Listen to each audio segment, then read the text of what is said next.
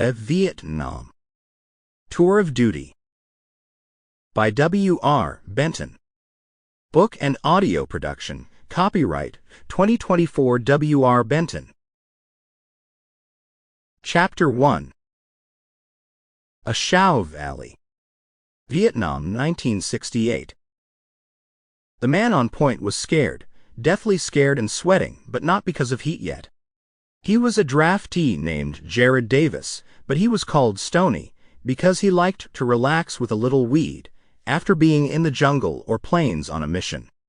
His head moved from side to side as water dripped from the trees and fresh mud gathered on his jungle boots.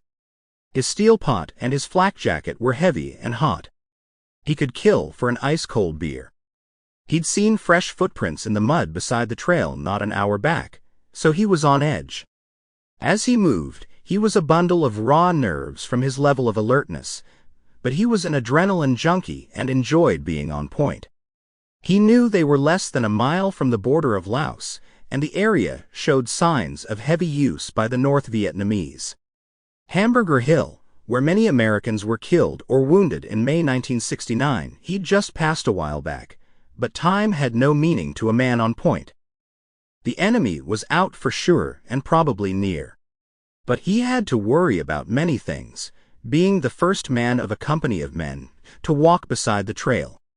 There were mines, booby traps, poisonous snakes, ambushes, spiders, centipedes, and other insects that could or would kill a man in some cases. He hated the many-banded crite snake, Bungarus multicinctus, which they called two-steppers. If one bit you, you get 2 steps more before you died. It is highly poisonous, and death was very likely. Earlier, he'd seen some gigantic spiders and snakes, one a big cobra about 6 feet long. Because of his fear of spiders, the ones he'd seen earlier this afternoon looked to be about the size of a basketball, but even he realized they weren't even close to being that big. It was then his thoughts were interrupted by loud tonal voices near in Vietnamese. They sounded to be arguing about something. He raised his right fist into the air, indicating danger or stop. Soon the squad leader, Staff Sergeant James E. Vance, was near with the lieutenant to check him out. Stoney pointed to his ears and pointed straight ahead, and then they caught the voices speaking again. Stoney could smell the fermented fish sauce the gooks use, and it was nasty. The lieutenant used his hands to communicate to wait. He moved back a bit, and then used the radio to contact the colonel.